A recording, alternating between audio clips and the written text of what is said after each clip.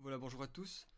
Je m'appelle Pierre-Paul Debreuck et je m'occuperai de la séance 3 et 4 et Guillaume reprendra ensuite pour la dernière séance 5. Et je propose donc de directement commencer par un bref rappel théorique. Durant cette troisième séance, on va s'occuper de redévelopper et revérifier un peu l'équation de Schrödinger pour l'atome d'hydrogène qui a été fait lors du cours.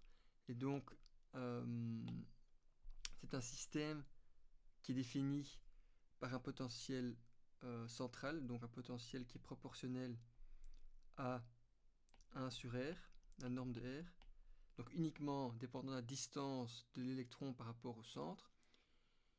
Et quand on a un atome de type hydrogénoïde, on peut mettre un potentiel qui est proportionnel à Z sur norme de R.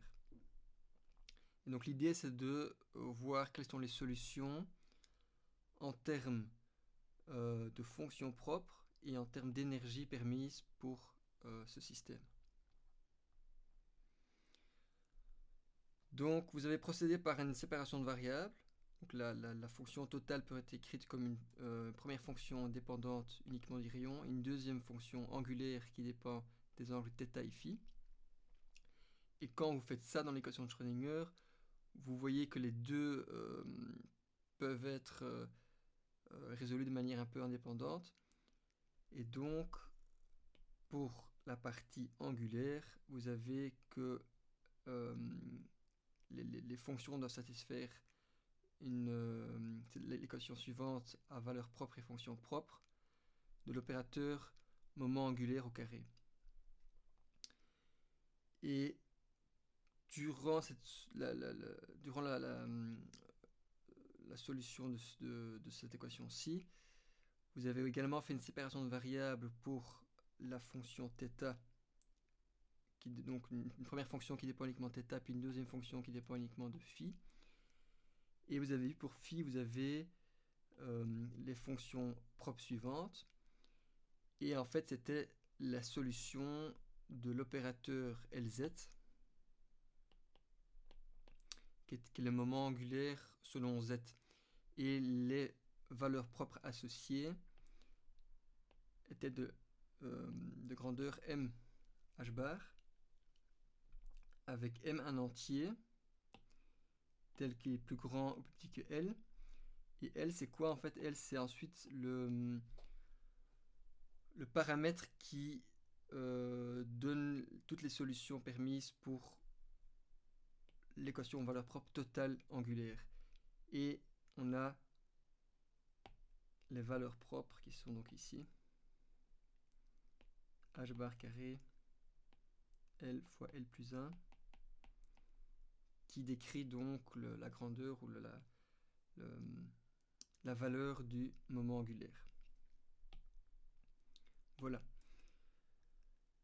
Et donc, il y a tout un tas de solutions. Donc, il y en a quelques-unes ici, des harmoniques sphériques. Mais on peut toujours prendre une combinaison linéaire de ces fonctions, parce que toute combinaison linéaire va toujours être solution de cette équation. Et un autre choix possible, ici par exemple, on vous montre les orbitales Px, Py et Pz. D'ailleurs, pour le premier exercice, nous allons démontrer que ces trois fonctions sont bel et bien solutions de l'équation ici. Ensuite, vous avez procédé à la partie radiale, et pour la partie radiale, vous avez donc pu trouver finalement les valeurs propres en termes d'énergie, qui sont uniquement dépendants du nombre quantique principal. Donc vous voyez ici, 1 sur n carré, aussi une dépendance en z carré.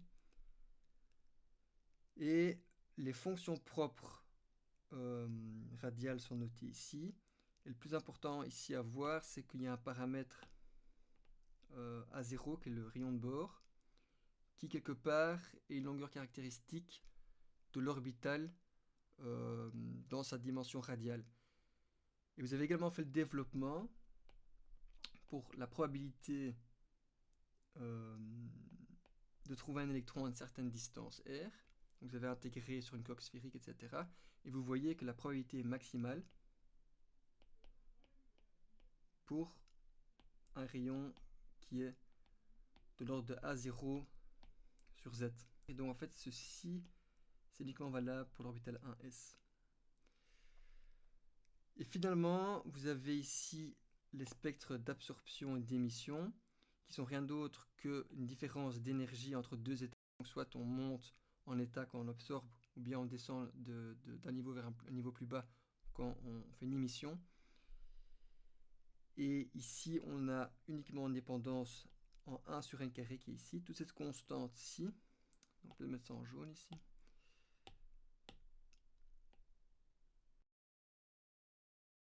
C'est une constante qu'on peut factoriser devant et qu'on va définir comme le R3, qui est 27,211 électronvolts. Et on peut également définir qu'un demi-R3 est égal à 1 Rydberg. Voilà pour le rappel théorique.